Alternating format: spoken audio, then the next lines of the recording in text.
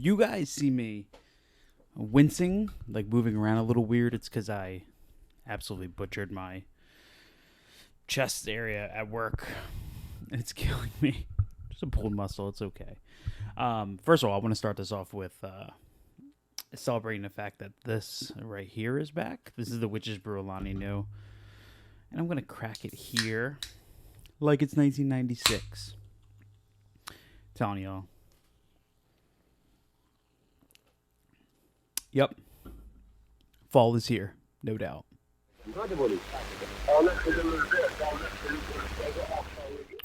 So I was born in the great year of 1991, which allowed me to be at a perfect age to kind of experience a very interesting era for horror, right?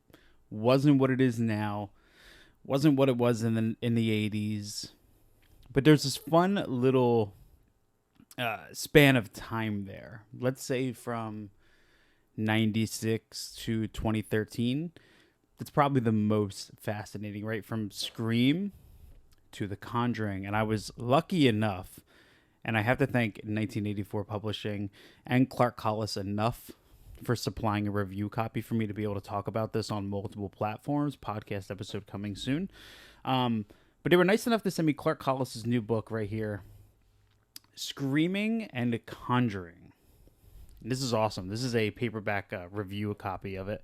But this is the resurrection and unstoppable rise of the modern horror movie. And essentially what's happening in this book, which is a mammoth, by the way, it's 400 some pages, is we're covering horror from 1996's Scream all the way up to 2013's The Conjuring from James Wan.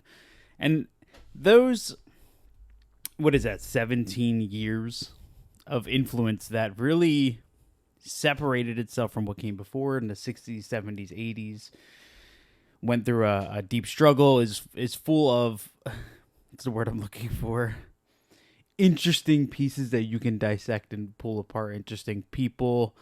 But an overall influence that's incredible that we're still feeling today. And the book does go beyond The Conjuring and talk about where horror is at today and kind of how all of this foundation has been built upon since then. The book is an incredible read. It's up for pre-order now. I'll make sure I have that in a link below. But I wanted to assemble the most influential horror movies to me for every year that this book is covering in depth. So from 1996 to 2013, we're going to talk about one horror movie each year that was deeply, deeply influential to me.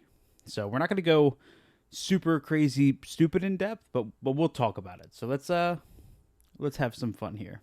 Now, of course, Clark Collis's book dives deep into the 1996, 1997, 98 era when we started getting these kind of meta teen slashers thanks to Wes Craven's approach to meta horror and kind of reframing what we know of horror, kind of reigniting it in a way that you could say, right?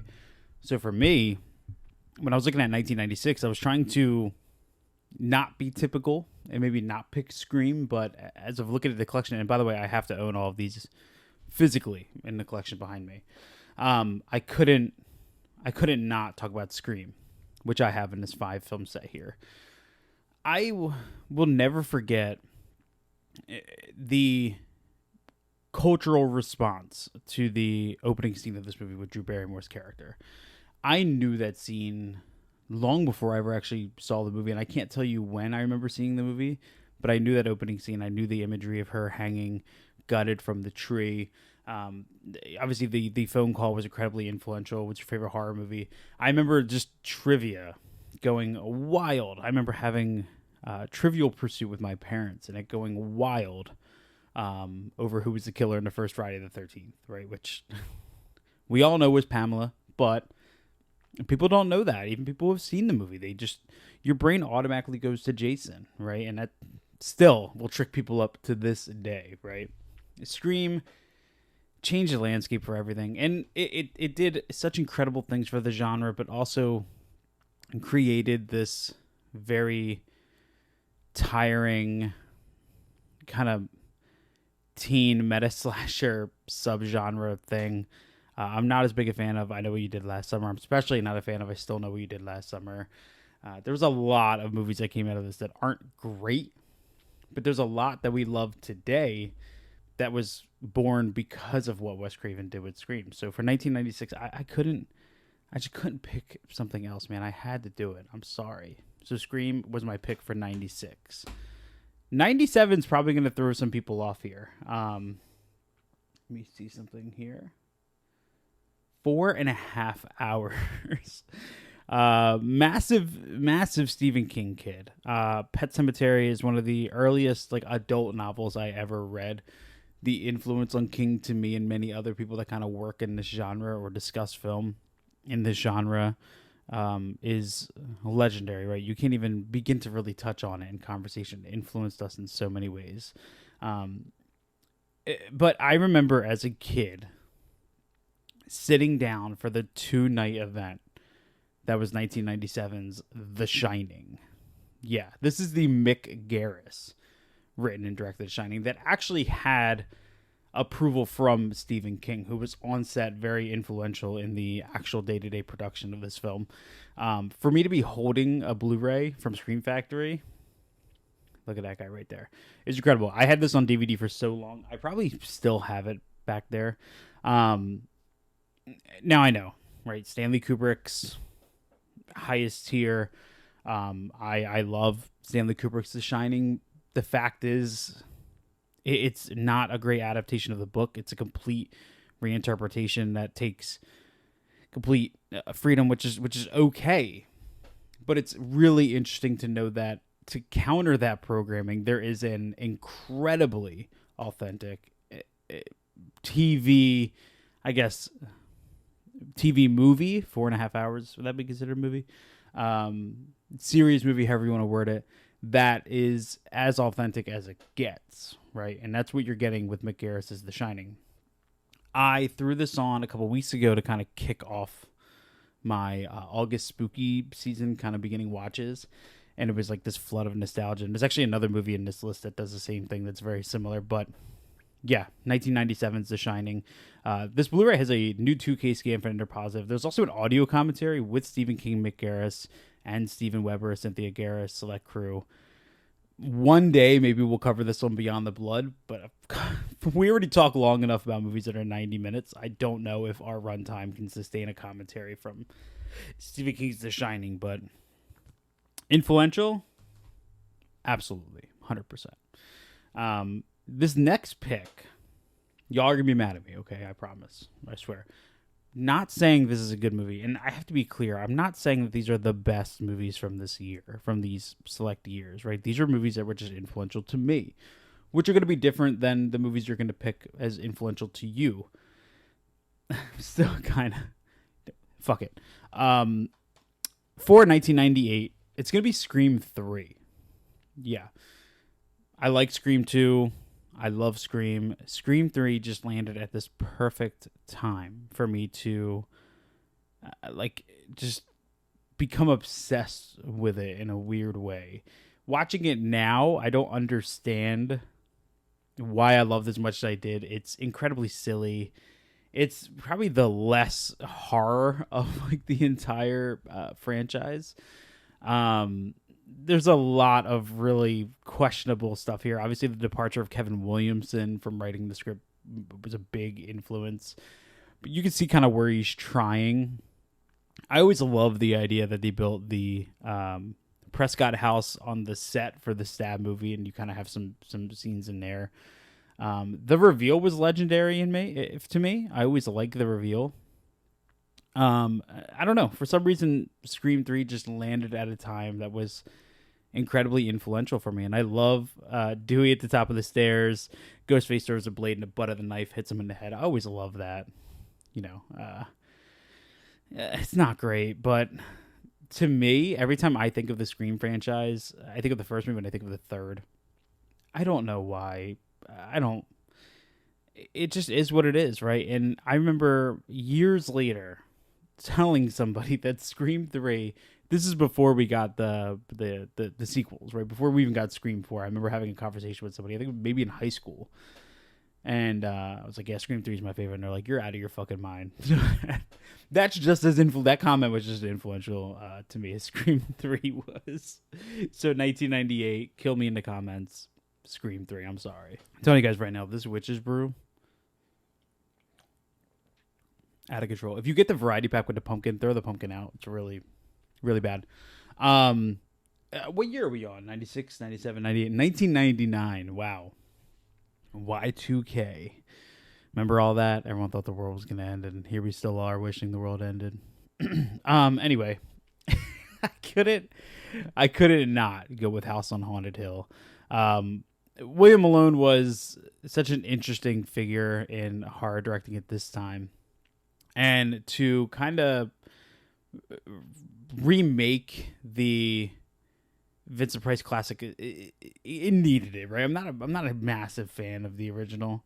I've watched it. It's good spooky time, watch, but this movie just hit for me in some way that I can't really explain to you. One, the use of the Incredible Hulk at Universal Orlando in the beginning as a facade for this haunted theme park was incredible. I always wish we could get a roller coaster to do the breaking tracks trick, and now at the Donkey Kong Land they do that, which is funny how that happens. Still to this day, my wife and I will watch House on Haunted Hill a couple times a year, right? I love it. The Marilyn Manson needle drop, as the guests are driving to the house. Chris Kattan as the owner who's running out, who gets stuck in. He's fantastic. Of course, Ali Larter in here. There's a lot going on in this movie that I love, and I have to say, the imagery in this movie was something that I always loved. I always admired. I love the stained glass mirror falling. I love the big thing of blood that one of the characters falls into. The ending, the visual effects that take over the last, 10 minutes of this movie or so are not great. But it's okay. It's 1999. I don't know what else you could really ask for. House on Haunted Hill is a ton of fun. Very happy that Scream Factory put out this release. I mean, come on, look at that. Look at that cover. It's awesome. For 2000, I know a lot of people are kind of hearkening for the next Blade, right? Everyone wants Blade to return to the franchise. But when I was reading Screaming and Conjuring, I loved the attention on Blade as a horror film, right? Not just a superhero film. Because that movie crossed so many barriers and did something that not many films at that time were doing or having a lot of fun with, like Blade was. So I couldn't help but pick Blade. My friends and I, my best friend Tom, we watched this so many times. The opening rave scene with the blood, incredible. It's one of those movies that feels timeless. I actually think the first Blade ages better than Blade 2. I don't think Blade Trinity is bad. Maybe in comparison to the first movie it is, but Blade Trinity is still a lot of fun, so I always enjoy my time with it. And I couldn't think of a better movie to pick for the start of the aughts than Blade. And also, I'm telling you guys, Screaming and Conjuring, I had so much fun reading about these movies. This made me want to go back and revisit so much stuff that is just sort of...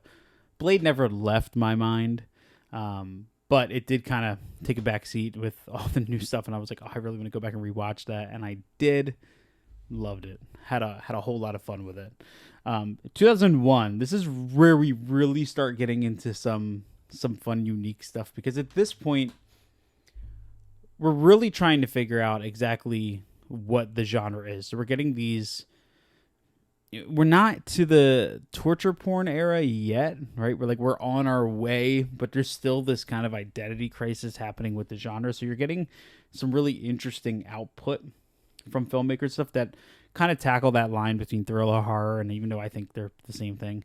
And one of the most fun pieces of that of the early 2000s is Joyride, starring Paul Walker, Steve Zahn, and I always forget her name. Yeah, Lily Sobieski. When I was a kid, I remember a friend of mine, his dad having a CB radio, not in like his truck or anything, just in his basement. And at this point, I was probably 12, so it was a year after this movie came out. And I remember picking up the thing, and I couldn't think of a single thing to do in the CB besides go, candy cane, Everyone's like, the hell are you talking about? I'm like, Joyride? You never seen Joyride? Nobody saw Joyride. At the time, nobody saw it. And over the last couple of years, there's been a lot of attention put on Joyride. We do still need some sort of updated release. I would love to have this.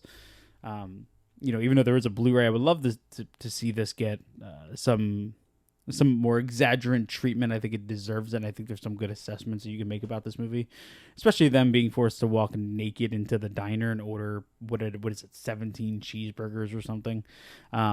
Joyride is a ton of fun. You have Ted Levine playing the truck driver. There's a great tension. It's really mean-spirited, like especially the last third of this movie gets incredibly mean and gruesome in a way that doesn't live up to what we're expecting today. But in 2001, there was some stuff that hit pretty hard at that time. I remember being pretty shocked by it. But yeah, Joyride for 2001, I couldn't not talk about it. And another one that I could not talk about, I mentioned earlier. Clearly, I grew up in a generation of watching TV, right? We would watch everything. What's this say? Oh, we would watch everything on TV, right? And this was kind of the tail end of the long form Stephen King adaptations, but one that had an incredible effect on me, mostly because of the opening scene, the location. There were so many great scare moments throughout that film that kind of forever live rent free in my head, and that's Rose Red from Stephen King. I think I paid $7.95 for this. 254 minutes long. And there's a production commentary. God, we're probably going to have to cover this on Beyond the Blood, huh? Damn.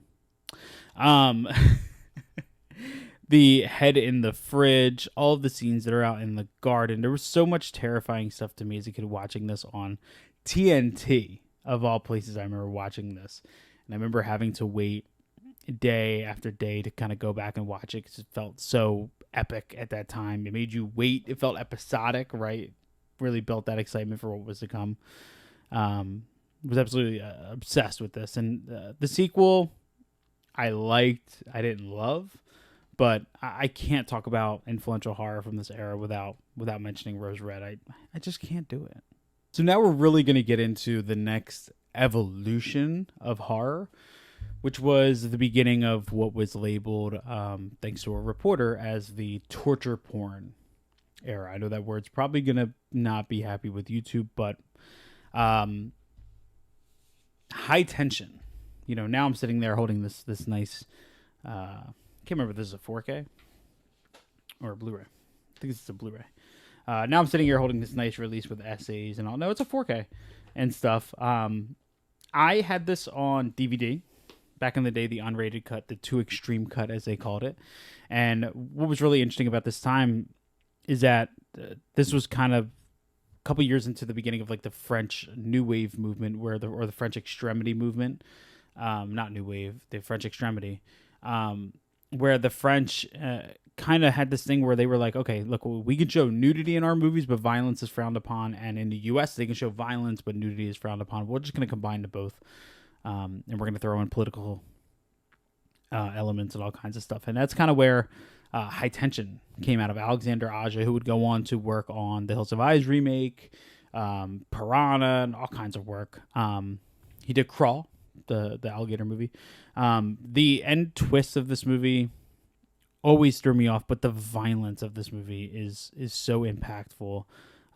There's a brutal scene that you probably know of, with a giant saw.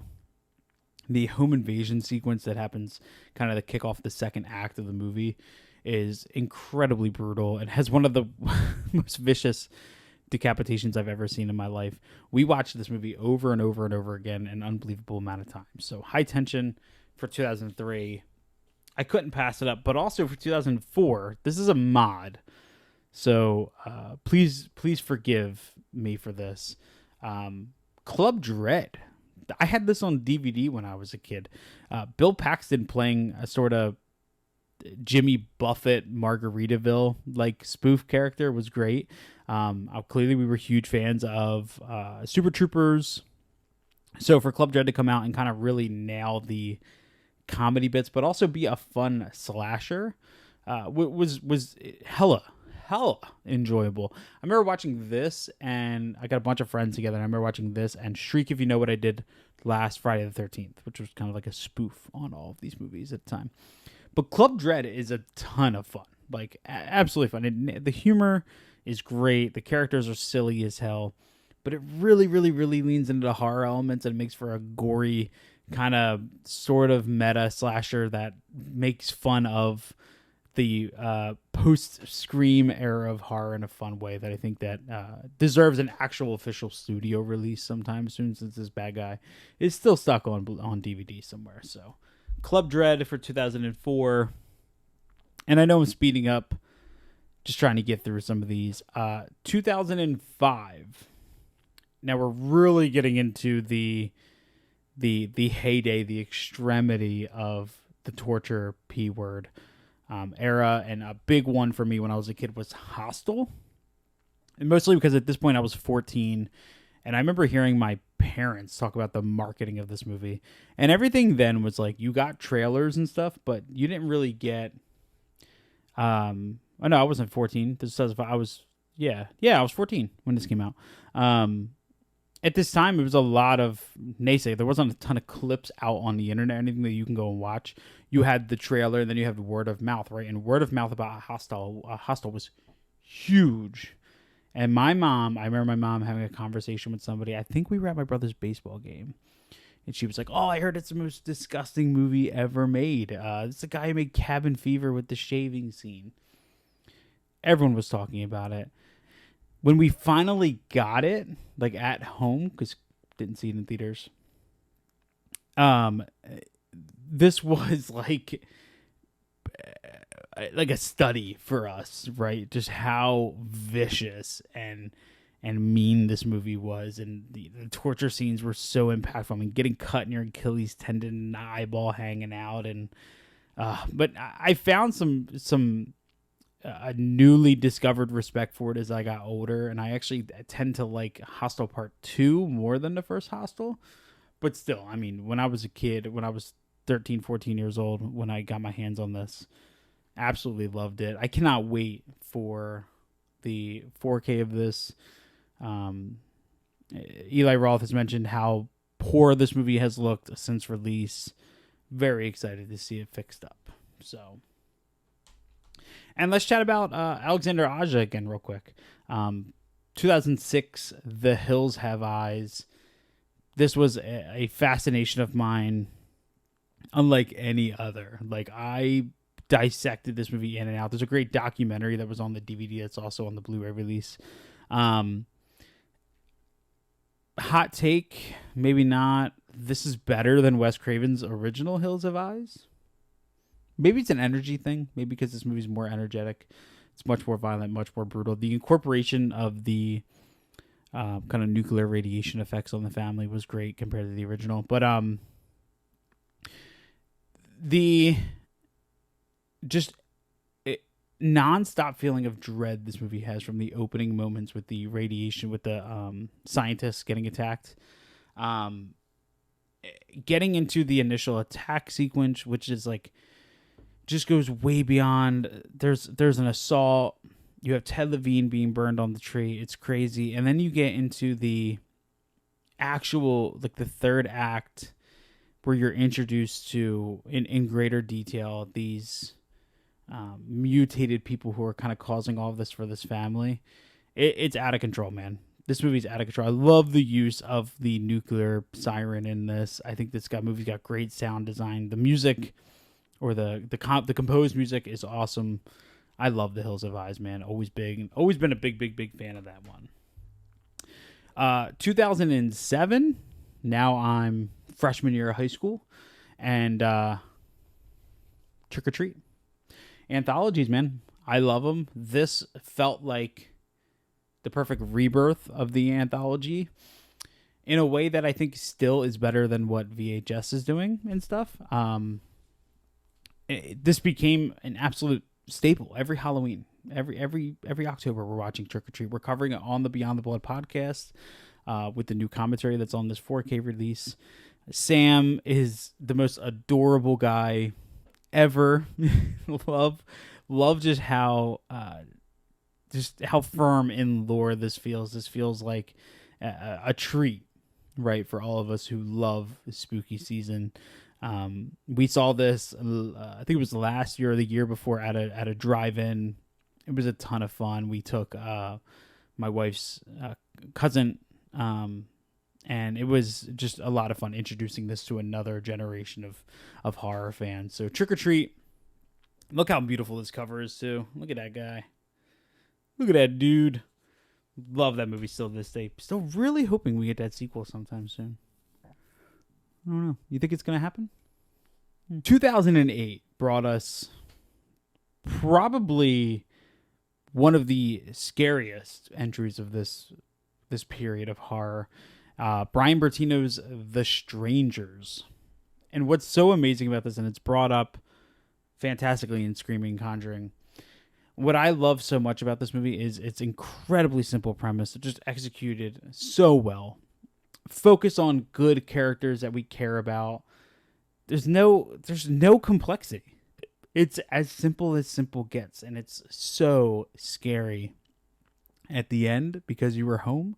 Come on, man. This movie's still to this day, like, even I know everything that's gonna happen, and it still gets me. So as far as influence on me, The Strangers, 2008.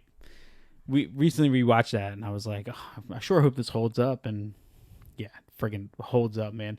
You can't even with the remakes, or I don't know what they are. The remake that just came out, the Rennie Harlan one, can't even get that right. Like, how do you mess up a premise so simple? Like, I don't know, whatever. 2009, can't talk about this year as far as influence on me without talking about Ty West, The House of the Devil. This era, when I'm coming out of high school, I'm incredibly focused on wanting to get into film school, which I didn't do. But I'm really starting to learn filmmaking from a production standpoint as far as reading about cinematography. I was reading American Cinematographer magazine. Really like becoming a geek about it, right? And it's in a good way. And for Ty West, who molds so well into multiple genres, to put out a film that felt so authentically 70s, the aesthetic, absolutely just I became obsessed with, right? And people have said it's too slow, nothing happens. Well, now, as somebody who watches primarily 70s horror for the most part and kind of studies it and dives into it like I do, that's one of the things. Like, if you are somebody who needs endless, if you're part of like the TikTok generation who needs like this endless, this endless like just attention, you need something to look at all the time. It's a tough genre to get into, man, and a tough era to get into. Not a tough genre, just a tough era to get into. And House of the Devil absolutely nails it. I became obsessed, like I mentioned earlier. I think this movie's terrifying. I think it's charming. It's visually one of my favorites ever to come out of the genre. So in breaking down this era, I cannot do without House of the Devil and this beautiful, like, look at this cover. Beautiful release from Second Sight Films. These movies finally getting treatment they deserve. Let's see. We have 2010. Do you guys remember having the shit scared out of you by Insidious? Because I do. Still to this day, if you put on Insidious in a dark room, and make me sit down and watch it, I'm gonna get freaked out. That's it. This movie just did it so well. James Wan flexed almost every muscle he had. I think he saved a lot of it for The Conjuring, but coming out of being the Saw guy and doing Insidious was incredible. Insidious Chapter 2, I'm not a big fan of, and I think now this franchise has really kind of run out of steam a long time ago. But yeah, this first movie, to the point where, like, I remember going to Halloween Horror Nights last year, and the year before. Was that last year or the year before?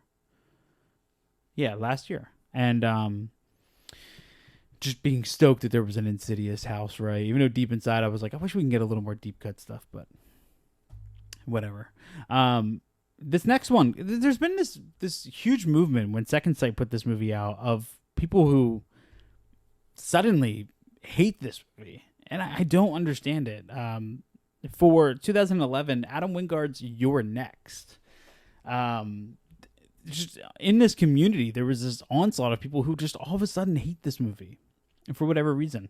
I get it. You know, you have your taste and you have your thing, but "Your Next" is pretty fucking cool. I mean, you say what you want if you're just simply bashing it based on the transfer to 4K.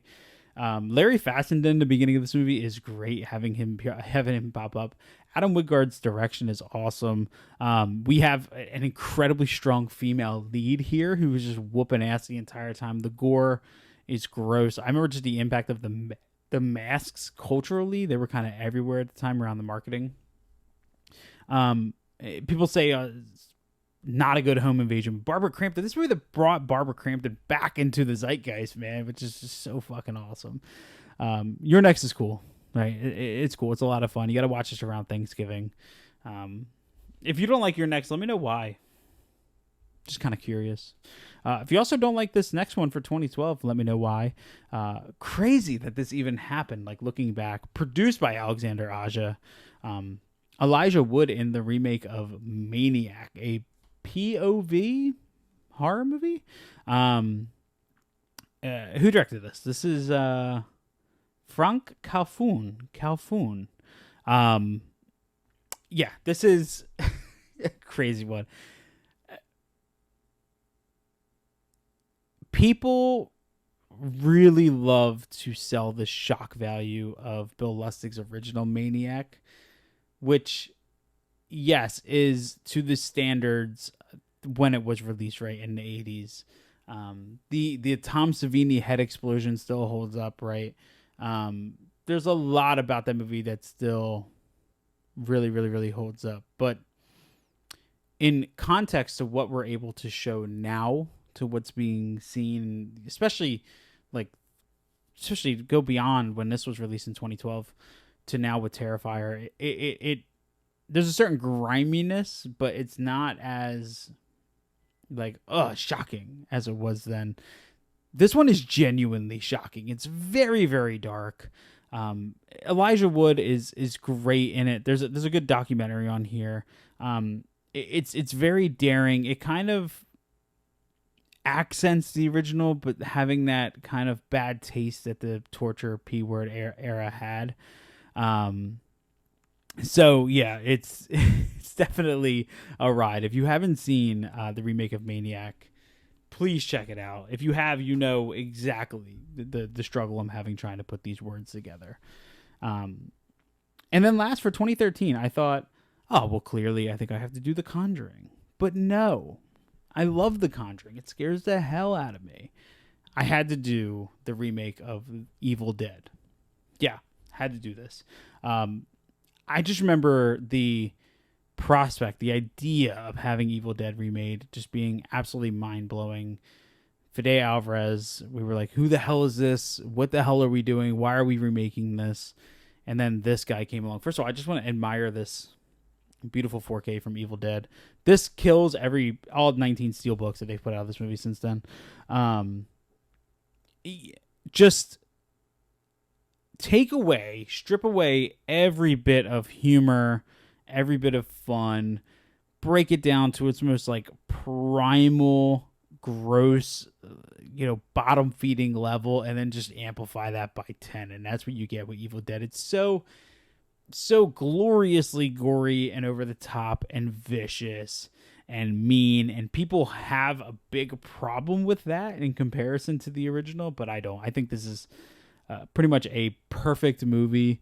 And I think in the conversation of Evil Dead, this is, I think, peak for me, right? It's not better than Evil Dead 2, but I'm going to put this on over the original Evil Dead, and I love that. So I guess my original ranking would be Evil Dead 2, and then this, and then Evil Dead, then Army of Darkness, Evil Dead Rise, Evil Dead Burn, Evil Dead Floats, Evil Dead Swims, all the sequels that are coming, which I want to happen, by the way. I'm fully encouraging the continuation of the non-attached Evil Dead sequels. Let's keep that train rolling, please. So there we go, guys. Who doesn't like a good little like ranking? Not even ranking, just talking about movies by year. I have to thank 1984 Publishing and Clark Collis one more time for sending over a review copy of Screaming and Conjuring. When this book got announced, I posted about it, and I was very, very excited about it. So for Steve and I on the podcast to get the opportunity to continue spreading the word about this wasn't part of the like review part. I just did this because I needed an idea for a video. But we're going to be deep diving into the world of Screaming and Conjuring over on the Beyond the Blood podcast. We're going to have Clark Collis on, the author. We're working with him to get him on now. Possibly Ghoulish Gary, who did the beautiful cover art. The release of this is a hardcover, and it's going to have black foil pages. It's great. I can't wait to get that in. It should only be less than a month from now, I think, before we get that in. But I'll make sure I link the pre-order down below in my description. Let me know. You don't have to give me an exact ranking, but let me know your favorite horror movie from 2006 to 2013. That's a tough question, but we ask the tough questions here, man. No, we don't. Never mind. Make sure you go buy some Witch's Brew because it's fucking delicious. And also, do me a huge favor, guys. Wherever you listen to podcasts, go check out the Beyond the Blood podcast. It's my podcast with my buddy Steve from After Hours Video. As of today, we just released our episode on the Texas Chainsaw Massacre, where we kind of broke down the movie using the audio commentary from the 1996 Laserdisc release that had director Toby Hooper, cinematographer Daniel Pearl, and Leatherface actor Gunnar Hansen on. We had a ton of fun with that. You're going to learn a whole bunch about the movie if you're not a commentary guy that hopefully you didn't know before. And go check that out. Follow me on Instagram. That's Bearded Film Guy. And watch some movies, man.